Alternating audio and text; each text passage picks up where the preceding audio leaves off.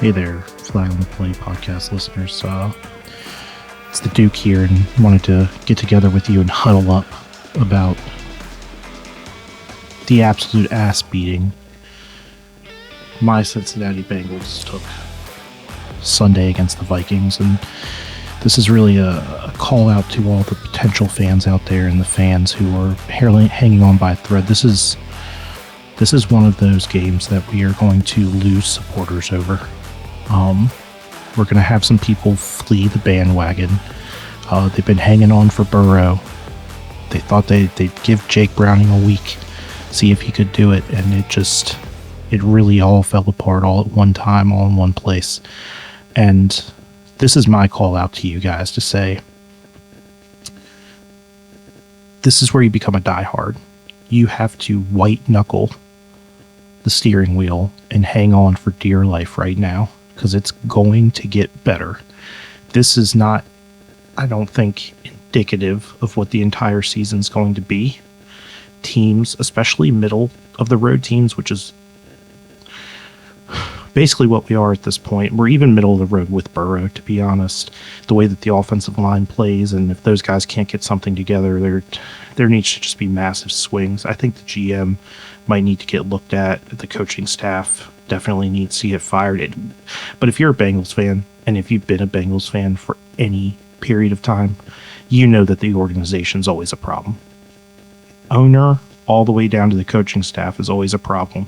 There's a lot of empowerment from within the organization for non-football players. There's a lot of administrative empowerment in that organization, and people, they don't fear anything. And, people are going to look at our defense and say that, they're not playing well, but they're playing a lot better under Al Golden than they did last year under Lou Anarumo. And he went to Indianapolis, and he's not a bad coach, and he's doing good things over there with a better group of players. And you got to remember that is you can't take examples like that.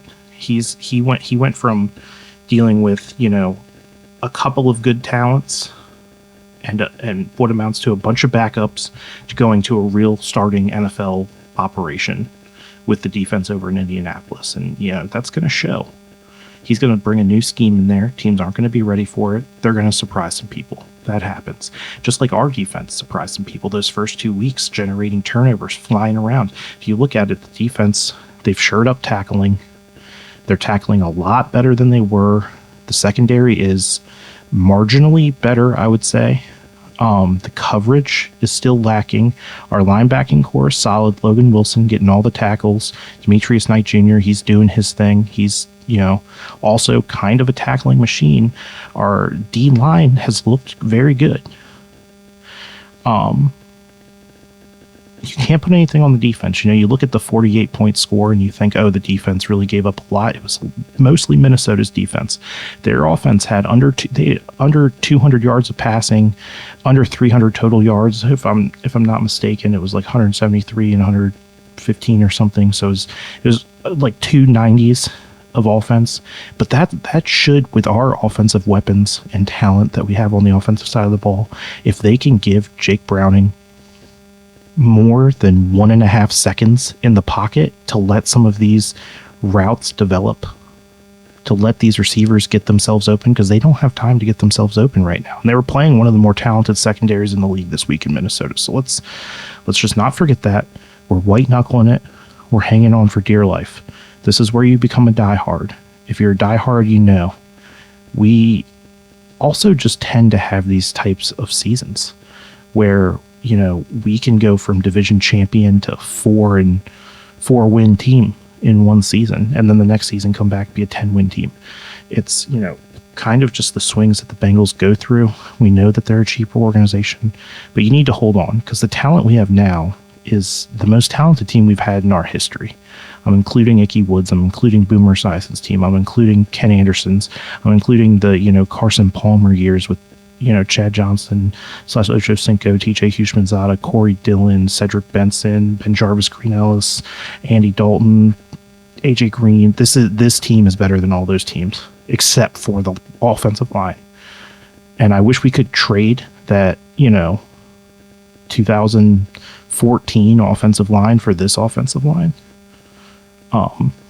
And and we'd be doing big things, Joe Burrow probably wouldn't be out right now if that was the case, to be honest. But you have to hang on here. It's going to get better. We have to win one of the next 3 games. That's the pivotal thing. We need to be 500 going to play the Steelers. We get Steelers, Jets, Bears after the Broncos, Lions, or maybe it's Broncos, Lions, Steelers, something like that. We have to win one of those games. We have to hold on. We have to get a win, put up some points in one of those games, grab some momentum. Now, we're probably not going to beat all 3 of those teams that we're going to see. And I'll actually look at it right now just to give you Packers. So it's Broncos, Lions, Packers, right? 3 very good teams, 3 playoff teams. Broncos are our best shot at winning, I think. But we have to win one of those games. We have to be 3-3. And coming home to play the Steelers after a game in Green Bay, that's a late game, and then we had that's a primetime game. It's an 8:15 game, so we'll have plenty of rest, and we get Steelers, Jets, Bears, right? So we have a very hard next 3 games. We got to come out of that 500 on the season, so we're 2-1. We just need to beat the Broncos, the Lions, or the Packers. Be 3-3 going into the Steelers. Now the Steelers, I think we're probably going to split the season with them. But not all hope is lost, right? We got Steelers, Jets, Bears, Steelers, Patriots, Ravens, Bills, Ravens.